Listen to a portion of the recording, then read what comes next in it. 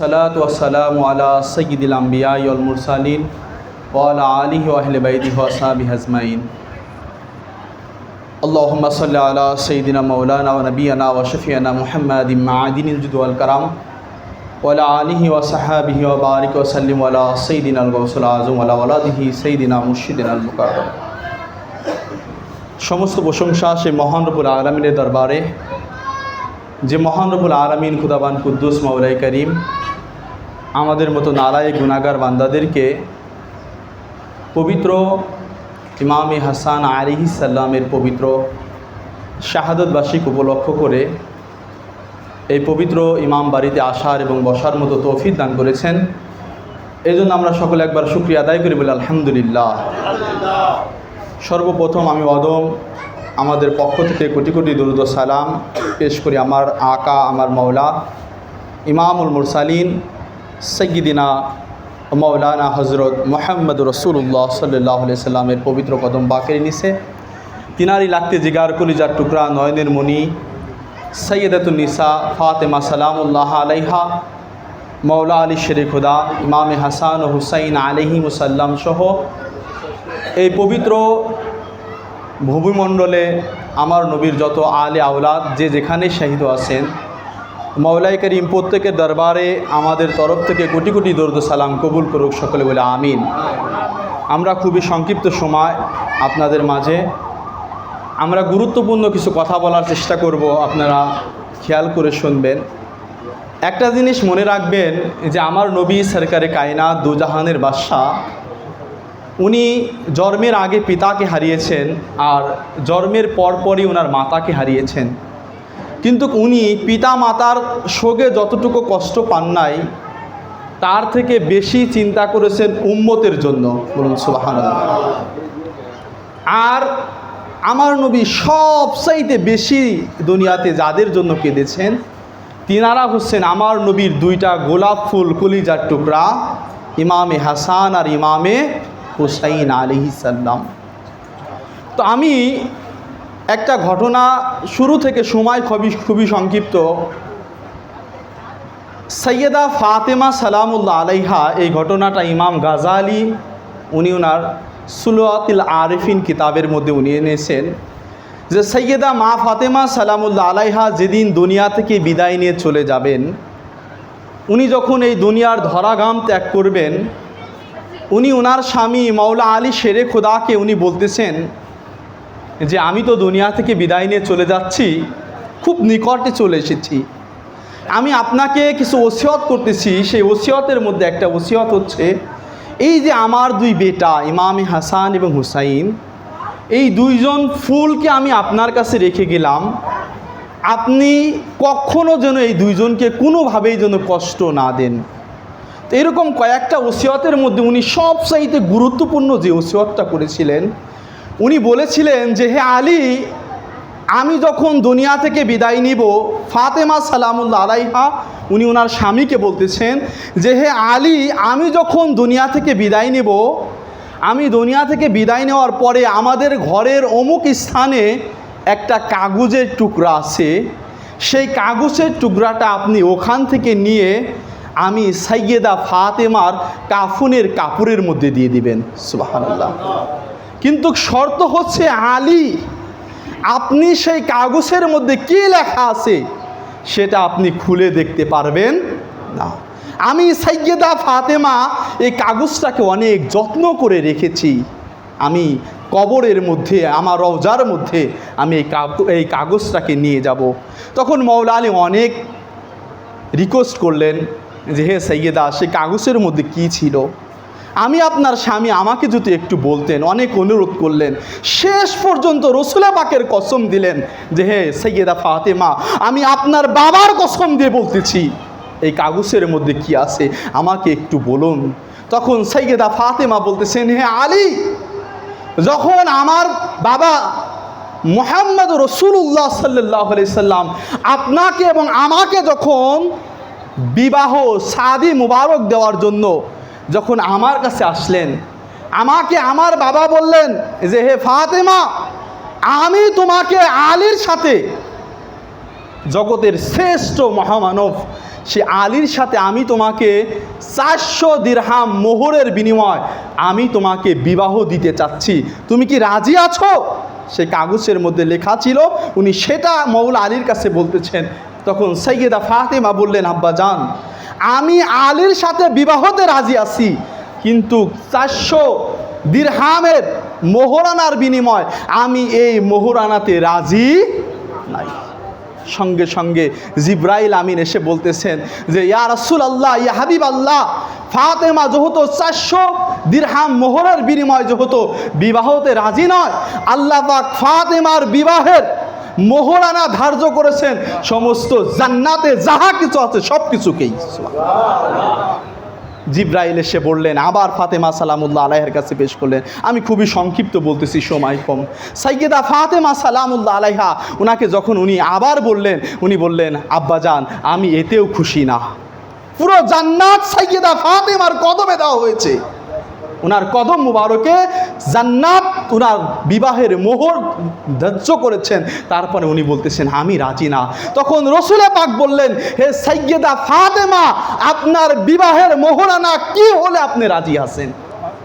তখন সাইয়েদা ফাতেমা বললেন, আব্বাজান আমি জন্মের পর থেকে দেখেছি যে আপনি সারা রাত আপনার উম্মতের জন্য কান্না করেছেন, আপনার উম্মতের জন্য আপনি রাতের বিছানায় ঘুমান নাই, আপনার উম্মতের জন্য আপনি ভালোভাবে কখনো একটু বিশ্রাম নিয়ে বিছানার মধ্যে থাকেন নাই, আপনি দৌড়িয়ে রাতের অন্ধকারে সবাই যখন ঘুমিয়ে গেছে আপনি আল্লাহর দরবারে সেজদায় পড়ে উম্মতি উম্মতি বলে কান্না করেছেন।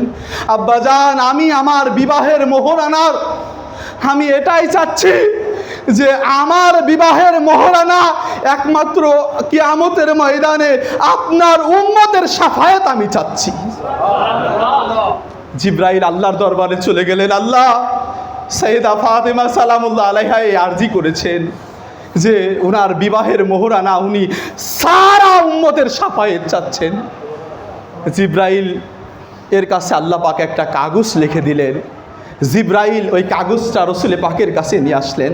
রসুলে পাক ওই কাগজ খুলে দেখলেন যে আল্লাহ পাক বলতেছেন যে আমি আল্লাহ মৌলা আলী এবং ফাতেমার বিবাহের মোহরানা এই উম্মতে মুহাম্মাদির শাফায়াতকে কবুল করলাম।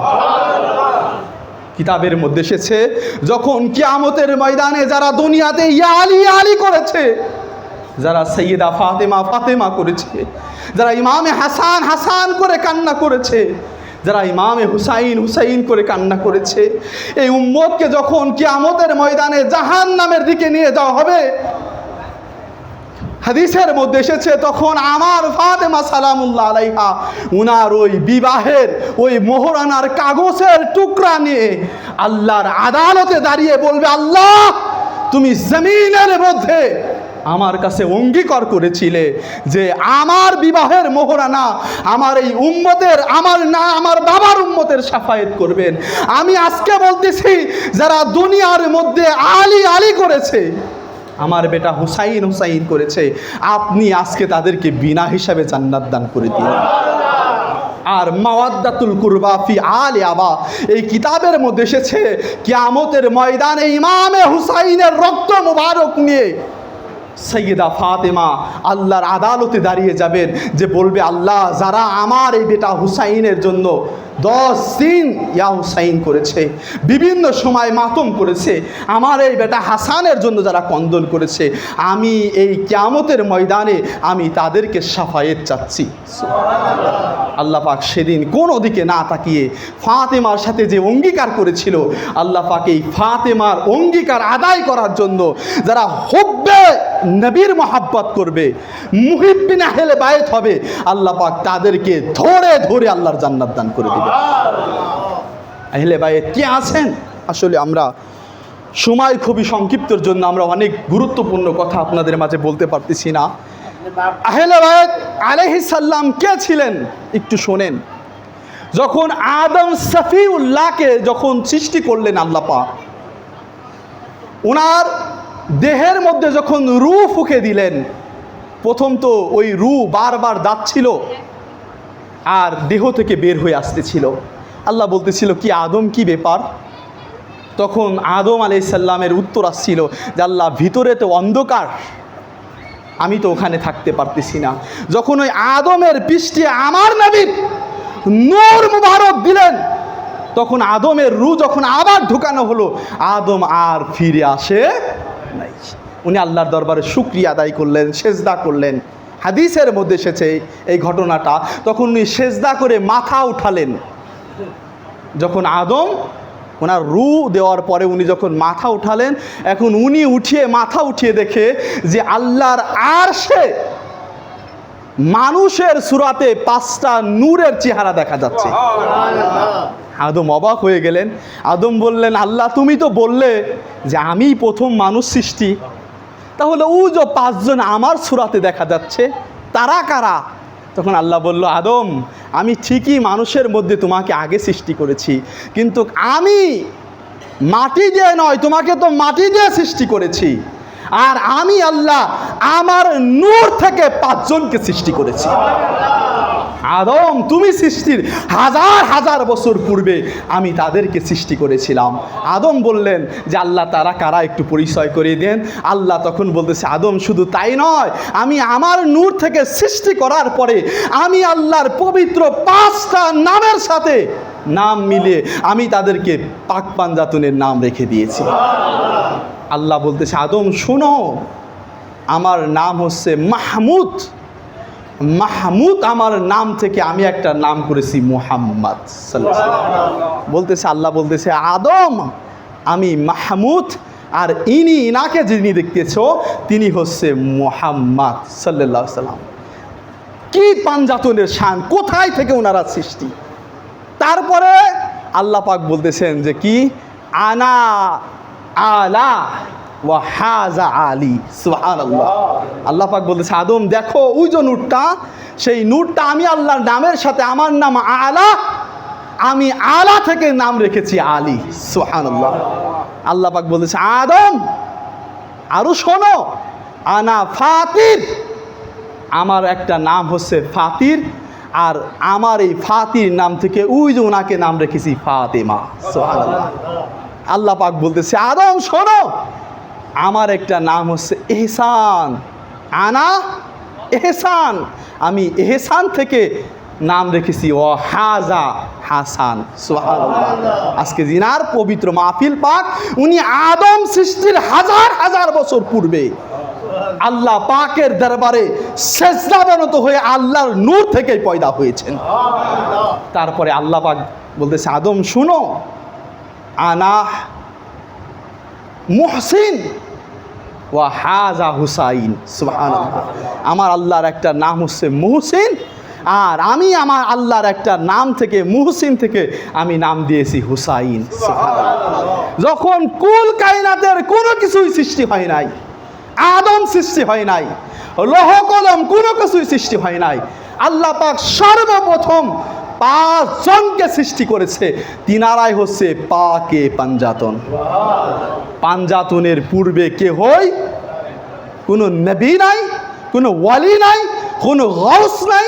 যত বড় নবী বলেন, আদম সফিউল্লাহ বলেন, মুসা কালিমুল্লাহ বলেন, ঈসা রুহুল্লাহ বলেন, ইব্রাহিম খলিলুল্লাহ বলেন, যখন কাহারও পয়দাই হয় নাই তখন পাক পাঞ্জাতন সৃষ্টি হয়েছে।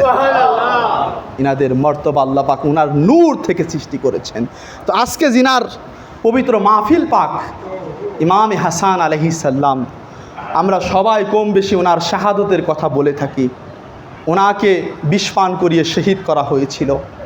ওনাকে যখন শহীদ করার পরে ওনার ভাই হুসাইন, ইমামে হাসান আলাইহিস সালাম, উনি দুনিয়া থেকে শাহাদতের পূর্বে রসুলে পাকের একজন স্ত্রী আয়েশা সিদ্দিকা রাদিয়াল্লাহু তাআলা আনহার কাছ থেকে অনুমতি নিয়েছিলেন যে আমি যখন দুনিয়া থেকে বিদায় নিব, আমার এই লাশ মুবারক যেন আমার নানা নবীর রওজার পাশে দাফন করা হয়। আয়েশা রাদিয়াল্লাহু তাআলা অনুমতি দিয়েছিল, কিন্তু যখন উনি দুনিয়া থেকে বিদায় নিলেন, তখন হুসাইন আলাইহিস সালাম যখন ইমামে হাসান আলাইহিস সালামের লাশ মুবারক নিয়ে যখন রসুলে পাকের রওজার পাশে গেলেন, যখন জানাজারে দাঁড়ালেন ওনাকে নানা নবীর পাশে দাফন করাবে, তো ইমাম হুসাইন যখন ইমাম হাসান আলাইহিস সালামের রওজা, ওনার লাশ মুবারক যখন রসুল পাকের রওজার সামনে নিয়ে যখন জানাজারে দাঁড়িয়েছিলেন, এই কিছু মুসলমান নামক মুনাফিক যারা নিজেদেরকে মুসলমান দাবি করে, তারা আমার নবীর পাশে ইমামে হাসান আলাইহিস সালামের লাশ মুবারক দাফন করতে দেয় না। শুধু কি দাফন করতে দেয়নি, ইমাম হাসান আলাইহিস সালামের লাশ যখন রসুল পাকের রওজার পাশে নেওয়া হয়েছিল, এক একটা করে তীর কিতাবের মধ্যে এসেছে, এইভাবে লাশ মুবারকের মধ্যে 70টা তীর নিক্ষেপ করা হয়েছিল।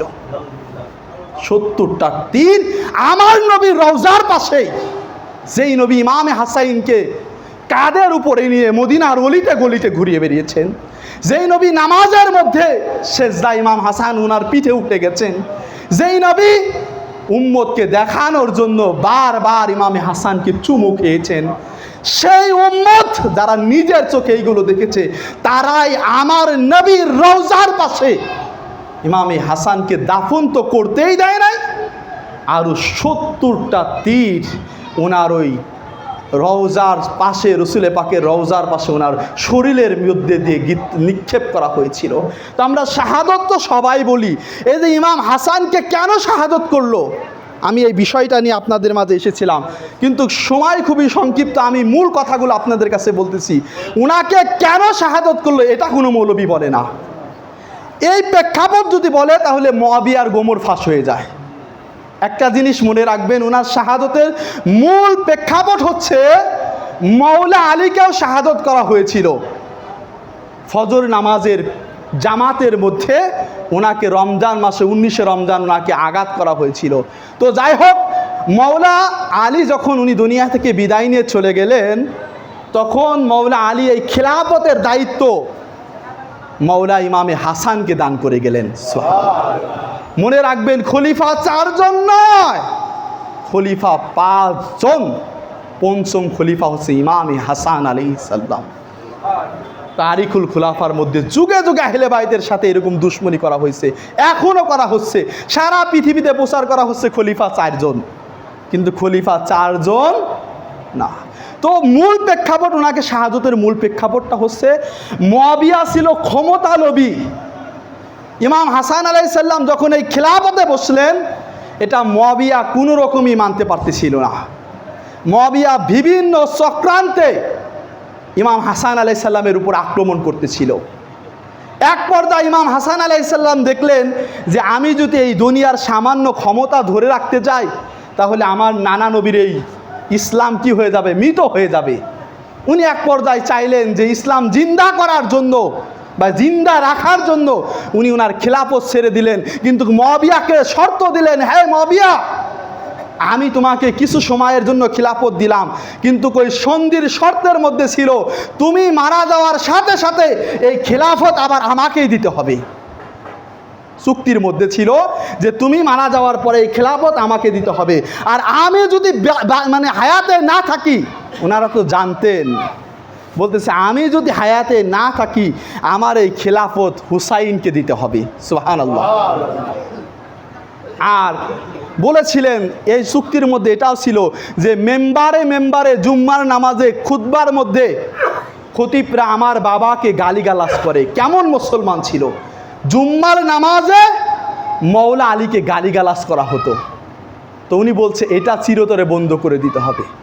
তো এই যে মূল শাহাদতের মূল ঘটনাটা হচ্ছে, মুআবিয়া দেখলো যদি হাসানকে বাঁচিয়ে রাখি তাহলে আমার এই খিলাফত আমার পরে হাসানের কাছে চলে যাবে, তো কিভাবে হাসানকে শহীদ করা যায়। মুআবিয়ার চিন্তাই ছিল এই খিলাফতটা ইয়াজিদের হাতে দেওয়া। এটাই হচ্ছে মূল কথা। মুআবিয়া তখন কি করলো? মুআবিয়া তখন বিভিন্নভাবে চক্রান্ত করলো, চক্রান্ত করে শেষ পর্যন্ত ইমামে হাসান আলাইহিস সালামকে ওনার ঘরের স্ত্রী দ্বারা ওনাকে বিষ পান করিয়ে, বারবার বিষ পান করা হয়েছিল। তো লাস্টে ওনাকে বিষ পান করিয়ে ওনাকে এই দুনিয়া থেকে বিদায় করে দিলেন। আর মুআবিয়া দেখলেন যে এখন যদি আমি দুনিয়া থেকে বিদায় নিয়ে চলে যাই, এই খেলাফতটা হুসাইনের কাছে ছেড়ে দিতে হবে। এই জন্য মুআবিয়া, এই যে আমরা যে কারবালার কথা বলি, আজকে অনেক দরবার কারবালার শাহাদতের কথা আলোচনা করে। কারবালার প্রেক্ষাপটের কথা আলোচনা করে, কারবালার ঘটনার আলোচনা করে, কিন্তু কারবালার যে শুরু কে করেছে, কারবালা কে ঘটিয়েছে, কারবালার মূল হত্যা ঘটার নায়কই হচ্ছে মুয়াবিয়া। আর এই সত্য ইতিহাস একমাত্র আপনি মেদিনীপুর দরবার আর গড়পাড়া দরবার, এই দুই দরবারের যিনারা আলে রসুল এবং আসহাবে রসুল আছে, এদের ছাড়া আপনি কোথায়ও পাবেন না। এই মুয়াবিয়া কারবালা ঘটার মূল প্রেক্ষাপট হচ্ছে, মুয়াবিয়া দেখলেন যদি হুসাইন দুনিয়া থেকে বেঁচে থাকে, হায়াতে থাকে, তাহলে আমার বেটা ইয়াজিদ খিলাফত পাবে, ক্ষমতা পাবে না। মুয়াবিয়া চেষ্টা করলেন যে হাসানকে তো দুনিয়া থেকে বিদায় করেছি, হুসাইনকে কিভাবে দুনিয়া থেকে বিদায় করা যায়।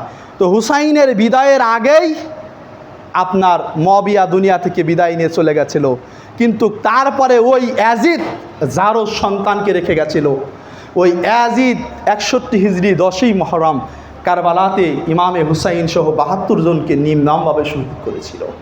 তো এই কারবালা ঘটার মূল প্রেক্ষাপট আর ইমাম হাসান আলাইহিস সালামের শাহাদতের মূল হোতা, এই হোতাই হচ্ছে মুয়াবিয়া।